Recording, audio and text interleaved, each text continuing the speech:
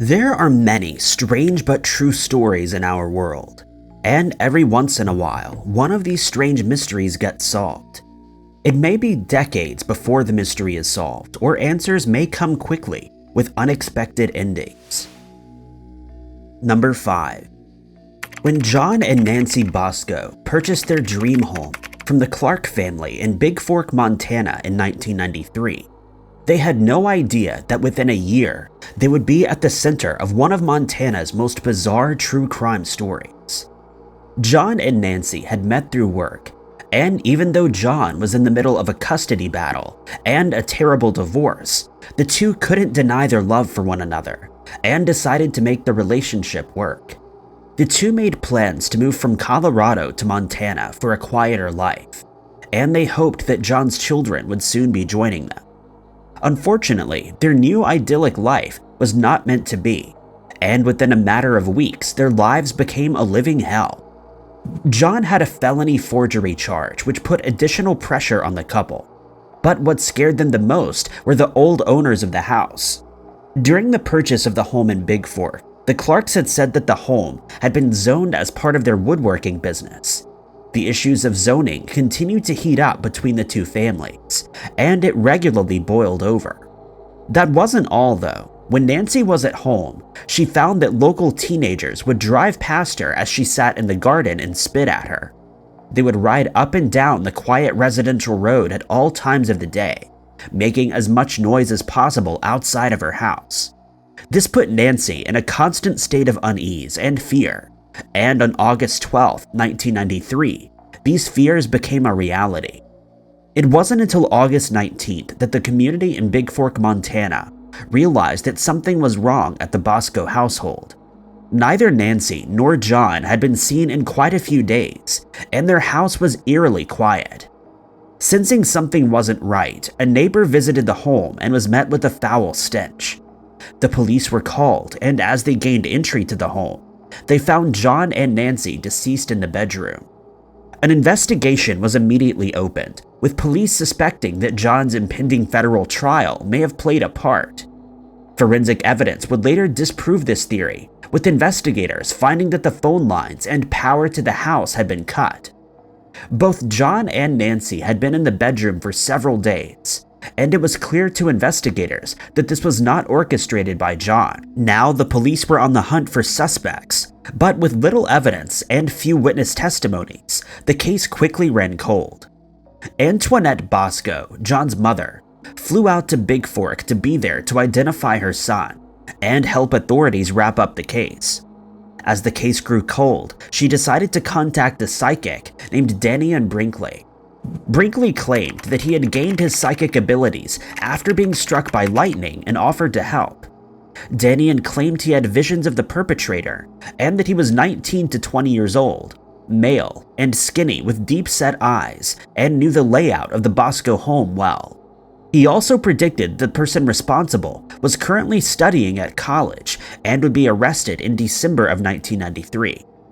Tony took this information to the police, and it wouldn't be until December of '93 that Danian's visions came true, and the strange case was finally solved. In December, Joseph Shadow Clark of George Fox University in Oregon made a startling confession to his roommate. He confessed to being responsible for what happened to John and Nancy Bosco, telling him that it was over land disputes. Joseph was the son of the Clarks who had sold the house to John and Nancy, and it appears that the dispute played heavily on his mind. Forensic experts retrieved a weapon from Joseph, which matched the one used at the scene, and with this confession, he was arrested. Joseph Shadow Clark was sentenced to 150 years in prison, making this one of true crime's strangest yet true cases. Number 4. In 1995, an unidentified woman was found wandering the streets of New Orleans. Passers-by tried to extend a helping hand, offering her food, money, and a chance to call home. But the woman didn't know where home was. In fact, she didn't even know who she was. This bizarre event prompted the woman to be submitted to a hospital where she would go by the name of Gigi. This strange but true crime story has a very unexpected ending though. After being found in February of 1995, Gigi was admitted to the hospital for a checkup. Doctors administered fluids and tried to get the woman to recall who she was. With no name, doctors had no family to call to come collect her, and the woman was transferred to the psychological unit due to her amnesia and condition. While in the hospital, she revealed that she had woken up with strange items on her. These items were large amounts of makeup, 4 pairs of scissors, a gold-plated table setting, UPS notices for company employees, and deposit envelopes in the northeastern US. Psychologists hoped that these items would help Gigi remember who she was, and believed that the items held significance as to who she really was. Unfortunately, these items did not help, and the police were left trawling through hundreds of missing person cases. Even after looking through endless missing person files, the police came up empty, and Gigi remained in the hospital without her true identity. Then in August of 1995, Gigi's story caught the attention of the media. WDSU-TV interviewed Gigi, and this clip was broadcast around the US in the hopes that someone would recognize her. In a bizarre twist, someone did, and they immediately contacted the police and WDSU-TV.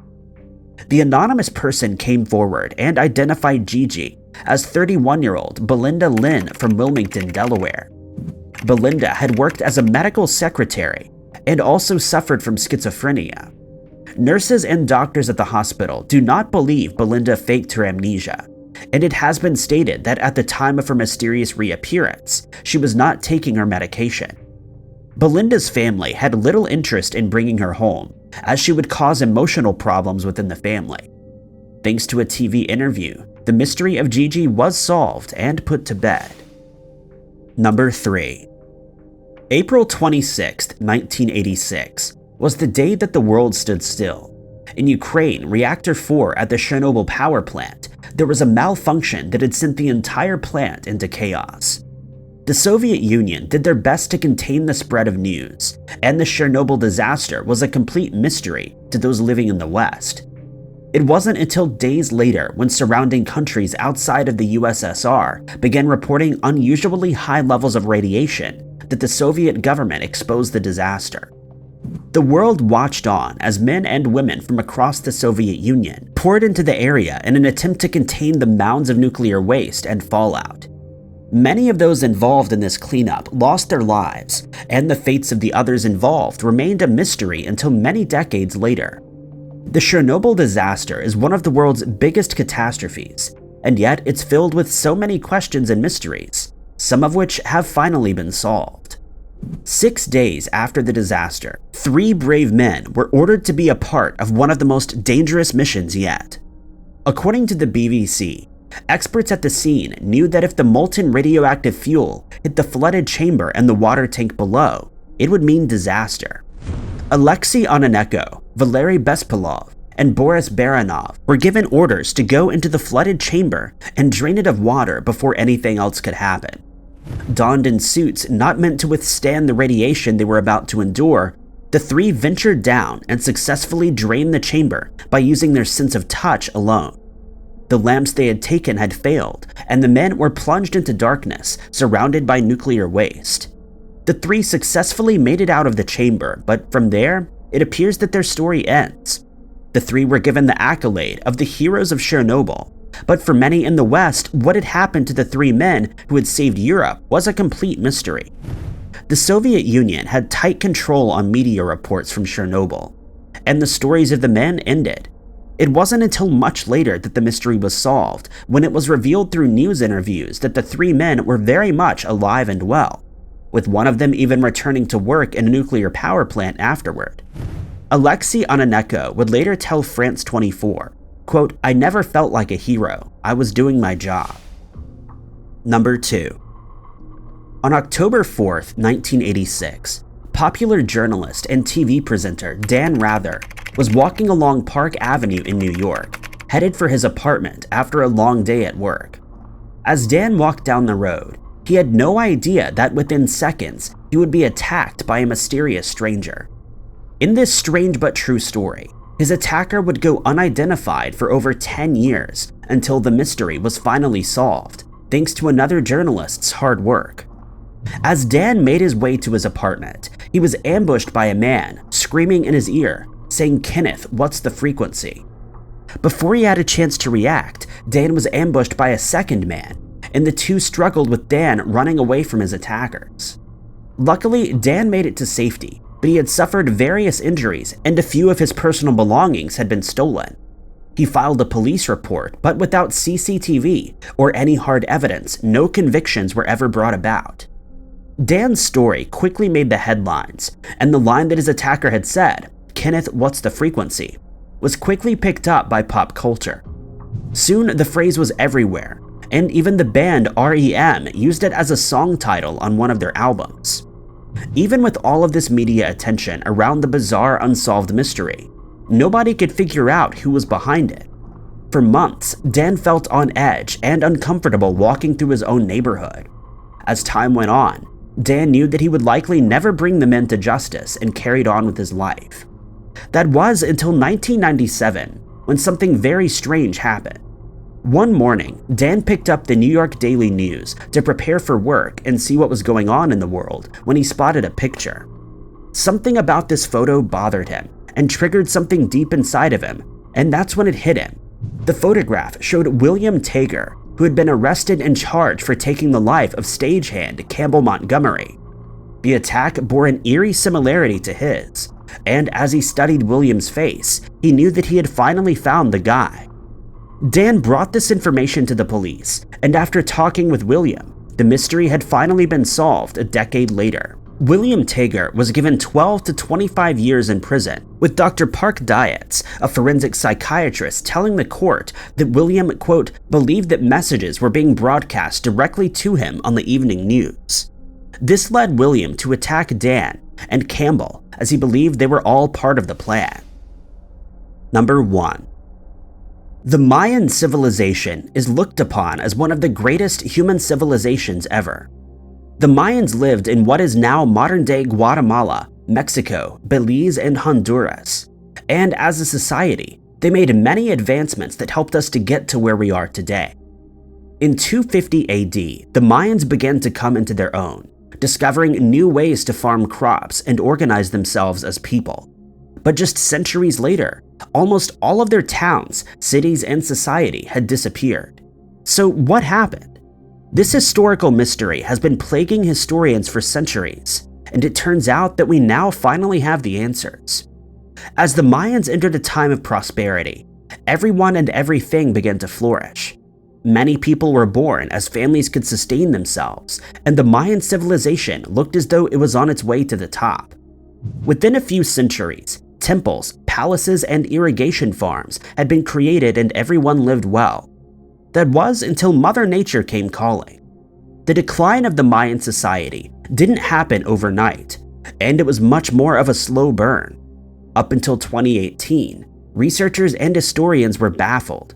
That was until soil samples were taken near an area the Mayans depended upon for their water. In 2018, they found that water levels in 900 AD were significantly lower than before. The rain had stopped falling as often and as heavily as it once had, before the Mayans found themselves in the middle of a drought. The agricultural landscape had shifted, and now the Mayans were left without adequate resources. Scientists who worked on the report also concluded that the mass deforestation and over-farming of the land may have contributed to this drought, meaning that the Mayans literally contributed to their own demise while building their new society. Once the natural resources had dried up, the Mayans abandoned their once shining cities and towns and headed to other settlements in South America.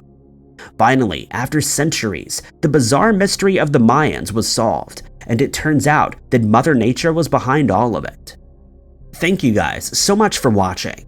If you liked this video, be sure to hit that like button. Also, don't forget to subscribe and click that notification bell to keep up to date with all of our future uploads. But my name is Ty Knotts, and I'll catch you guys in the next video.